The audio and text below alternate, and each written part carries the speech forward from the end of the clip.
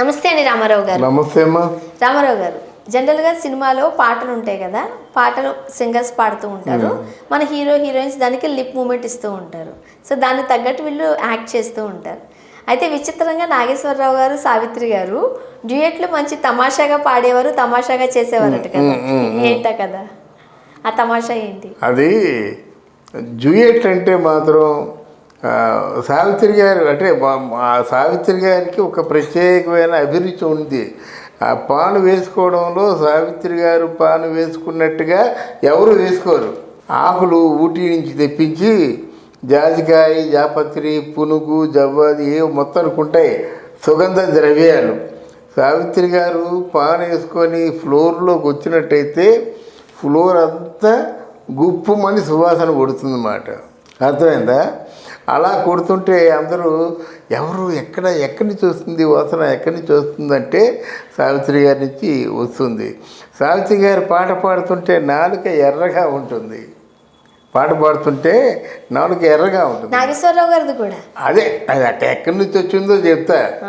అప్పుడు సావిత్రి ఏంటి నాలుక ఎంత ఎర్రగా ఉందంటే, నేను డ్యూయెట్లు పాడినప్పుడు వేసుకుంటానంటే మరి నాకు ఇవ్వంటే సావిత్రి ఒక ఆర్టిస్టిక్గా పాన వేసుకుంటుంది. తొడుగులు తీయడం చాలా పొడుగాటి వేలు కింద ఎలా తీస్తుంది, చక్కగా తొడుగులు అయ్యి వాటి మొత్తం అదే అంతా రాయడం కానీ జాజికాయ, జాపత్రి, పునుగు, పచ్చకర్పూరం అంతా రాస్తుందన్నమాట. అది పెద్ద ఆర్టు. బంగారు పెట్టిలో తీసుకొస్తుంది అవన్నీ. బంగారు పెట్ట పానుకో బంగారు పెట్టి ఉంటుంది. బంగారు పెట్టిలో తీసుకొచ్చింది వైభవం ఉన్నప్పుడు. తర్వాత వెండి పెట్టి తీసి అది పాను మామూలుగా అన్నీ వేసి ఇలా చిలక చుట్టి అందించేది అన్నమాట. అది నాగేశ్వరరావు గారు వేసుకొని చాలా ఎంజాయ్ చేసేవాడు అన్నమాట. ఆ నాలుగు ఎర్రగా ఉంటుంది కదా, అప్పుడు డ్యూయెట్ పాడేవారు అన్నమాట. అర్థమైందా? ఆ డ్యూయెట్ పాడే ముందు నాగేశ్వరరావు గారు కొన్ని చిలిపి చేష్టలు చేసేవారు అన్నమాట. ఇది నీకోసం నేను చెప్పటం లేదు, ప్రేక్షకుల కోసం చెప్తున్నాను అన్నమాట. ఎందుకంటే ఆ పాను వేసుకోవడం ఒక విధమైనటువంటి కిక్కేస్తే, ఇంకా ఆడవాళ్ళు ఉన్నట్టయితే ఈ సావిత్రి వీళ్ళుంటే బాగా ఓపెన్గా మాట్లాడేసేవాడు. కొత్త వాళ్ళు ఉన్నా సరే జోకులు వేసేవాడు అన్నమాట నాగేశ్వరరావు గారు. అప్పుడు మెల్లగా ఆడవాళ్ళు వాళ్ళ తాలూకు ప్రవర్తన, వాళ్ళ సైకాలజీ, మగవాళ్ళు వాళ్ళ ప్రవర్తన సైకాలజీ, వాళ్ళైతే ఫస్ట్ నైట్ ఎలాగ ఉంటారు, వాళ్ళిద్దరూ డ్యూయెట్లు మొత్తం రోజుల్లో ప్రేమలో పడినప్పుడు ఎలా ఉండేవాళ్ళు, ఇవన్నీ మెల్లగా లాగుతారన్నమాట. వెళ్ళాగి అక్కడ ఉన్న హీరోయిన్ కూడా మూడ్లోకి వెళ్ళిపోయేలా తీసుకొస్తాడు.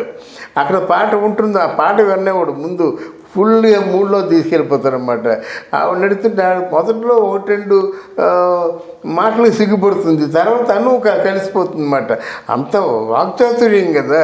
అది ఎన్టీ రామారావు అనుకోండి, రండి అంటాడు మాట. రండి అంటే ఆ ఏజీ ఎటు పడుతుంది ఆవిడ వచ్చి ఇలా లాగే సరిపడిపోతుంది వచ్చి. ఇది అలా కాదు, ఒక గంటన్నర మెల్లగా మూడ్లో దింపి ఆవిడ తాలూకు ఎక్స్పీరియన్స్ చెప్పి, ఈయన తాలూకు ఎక్స్పీరియన్స్ చెప్పి, సినిమా ఫీల్డ్లో ఉన్న వాళ్ళ తాలూకు ఎక్స్పీరియన్స్ అని చెప్పి ఆ మూడ్లోకి వెళ్ళిన తర్వాత అప్పుడు పాట విని మొత్తానికి అప్పుడు ఫుల్గా మత్తు వచ్చేస్తుంది వాళ్ళకి. అట్లాంటి టైంలో డ్యూయెట్ పాడతారన్నమాట. అది నాగేశ్వర గారు ఆడవాళ్ళని ఆ ముగ్గులో దింపిన తర్వాత డ్యూయెట్ పాడతాడు అని. తర్వాత ఏమో విధిగా ఎంత లావుపాటు అమ్మాయినైనా సరే ఎత్తేస్తాడు నాగేశ్వర గారు. మరి ఏంటో బలం తెలియదు, ఎత్తేస్తాడు, మాట్లాడతాడు, జోకులు వేస్తాడు, తర్వాత ఏమో కొడతాడు, అన్నీ చేస్తాడన్నమాట. అందువల్లనే ఆయనతో చేసేటువంటి డ్యూయెట్ అంత బాగా పండుతుంది. అది ముఖ్యంగా సావిత్రి నాగేశ్వరరావు గారు చేసేటువంటి డ్యూయెట్లలో నిజంగా ఇద్దరు ప్రేమలో పడిపోయారా అన్నట్టుగా అనిపిస్తుంది అన్నమాట. దానికి కారణం అంతకుముందు జరిగినటువంటి కథ. వాళ్ళిద్దరూ చూసుకోవడం కానీ, నాగేశ్వరరావుని చూడడం కానీ, నాగేశ్వరరావుని చూసి రియాక్షన్ ఇవ్వడం కానీ, నాగేశ్వర పాడుతుంటే రియాక్షన్ ఇవ్వడం కానీ, నాగేశ్వర డైలాగ్ చెప్తుంటే రియాక్షన్ ఇవ్వడం కానీ, ఇవన్నీ వీళ్ళు అనుకున్న ప్రిపరేషన్ అన్నమాట. ప్రిపరేషన్ తగ్గట్టుగా చేసేవారు అన్నమాట. అది వాళ్ళ గొప్పతనం. ఓన్లీ సావిత్రి గారితో మాత్రమే ఇట్లా ఉండేవారా? ఏ హీరోయిన్ అయినా అలాంటి చేసేవారా? సావిత్రి గారితో చాలా క్లోజ్గా ఉండేవారు.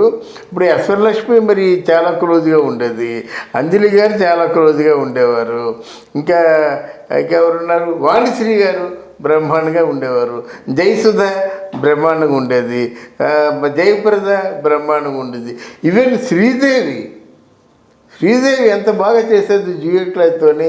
చిన్న పెద్దని కాదు, ఎవరైనా ఒక ఆడ ఒక మగ, ఒక లవరు ఒక లవ్వు, ఇద్దరు డ్యూయెట్ పాడుకుంటారు. ఎలాగుండా నల్లగా ఉండాలన్నమాట. అలాగే ఉండేవాడు మహానుభావుడు. కాబట్టి వాడు 70 సంవత్సరాల పాటు ఆడవాళ్ళతో డ్యూయెట్లు పాడగలిగాడు. అది అంటే నాగేశ్వరరావు గారిలో ఉన్నటువంటి గొప్పతనం అదని చెప్తున్నాను నేను. ఇప్పుడు సావిత్రి గారితోనే కాదు, మిగతా దగ్గర కూడా కొన్ని మనం సీన్స్ లో చూడొచ్చు. పాటల దగ్గర ఆయన నోరంతా ఎర్రగానే ఉంటుంది, అట్లా వేసుకుంటూ తర్వాత పాట పాడుతున్నప్పుడు ఈ నరం నిజంగా పాడినట్టుగా నరం పొంగుతుంది. నాగేశ్వరరావు గారికి ఉంటుంది, నోరంతా ఎర్రగా ఉంటుంది. తర్వాత సావిత్రిని పట్టుకోవడం కూడా రఫ్గా హ్యాండిల్ చేయడు. ఇప్పుడు రామారావు గారు ఎలాగని మొత్తానికి తోసి పారేస్తాడు. అలా కాకుండా చాలా చక్కగా ఆ తెర మీద ఏం చూస్తే అందంగా ఉంటుంది, ఏం చూస్తే ప్లెజెంట్గా ఉంటుంది చూసే వాళ్ళకి. అది ఎంతమంది నేర్చుకున్నారమ్మా? నాగేశ్వరరావు గారిని చూసే కదా సరస్సు ఆడడం నేర్చుకున్నారు, ఆయన చూసే కదా పాటలు పాడడం నేర్చుకున్నారు, ఆ స్టైల్స్ చేయడం కూడా మొదట్లో ఆయన చూసే కదా నేర్చుకున్నారు. ఇవన్నీ కూడా నాగేశ్వరరావు గారి పుణ్యం అంటూను అలవాటయ్యాయి. కానీ సో ముఖ్యంగా నాగేశ్వరరావు గారు ఎవరితో రొమాన్స్ చేసినా చూడడానికి చూడముచ్చటగా అందంగానే అనిపిస్తుంది. చాలా న్యాచురల్గా ఉంటుంది. అది ఆయన తాలూకు పుట్టుతో తెచ్చుకున్నటువంటి విద్య. అండ్ ముఖ్యంగా లిప్సింక్ విషయంకి వచ్చేసరికి నిజంగా వీళ్ళే పాడారేమో అనుకునేవారు. అవును, దానికోసం ఎంత ప్రాక్టీస్ చేసేవారు. అవును, రద్దీగా కదా నాగేశ్వర. ఇప్పుడు సావిత్రి కూడా సుశీల ఎంత బాగా పాడేది పాట, సేమ్ సావిత్రి గారు పాడుతున్నట్టే పాడేది. అలాగే సుశీల పాడినట్టే ఓ వాయిస్ ఇచ్చేది సావిత్రి గారు. అది మళ్ళీ ఆ రోజులు రావమ్మా. అంత గొప్ప నటులు, అంత గొప్ప టెక్నీషియన్. కొంచెం రాగాలుగా పాడాల్సి వచ్చినప్పుడు అది వీళ్ళు ప్రాక్టీస్ చేసేవారా? ఓసారి ప్లేబ్యాక్ ఉండేది, ఓసారి ప్లేబ్యాక్ ఆన్ చేసి వినేవారు. వినేసి ఆ పాట లిరిక్ వచ్చేసింది అనుకోండి, ఓకే రెడీ టేక్ అనేవారు అన్నమాట. కొంచెం తప్పినా మళ్ళీ రీటేక్ వెళ్ళాల్సింది. రీటేక్ అంతే తప్ప ఏం పర్వాలేదులే విజువల్స్ లో. లేదు రీటేకే.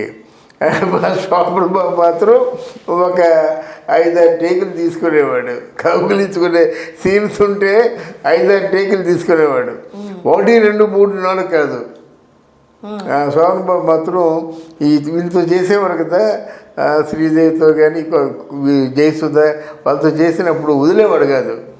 5-6 టేకులు తీసుకునేవాడు. ఒకసారి 9 టేకులు.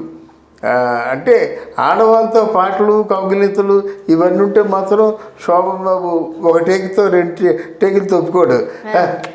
పర్ఫెక్ట్గా వచ్చిందని చూడవా, పర్ఫెక్ట్గా వచ్చింది, నాకు సాటిస్ఫాక్షన్ లేదే అనేవాడు అనమాట. అంత బాగా ఉండేది సరదాగా. చాలా మంచి కబుర్లు చెప్పారండి. థ్యాంక్ యూ అమ్మా, థ్యాంక్ యూ వెరీ మచ్.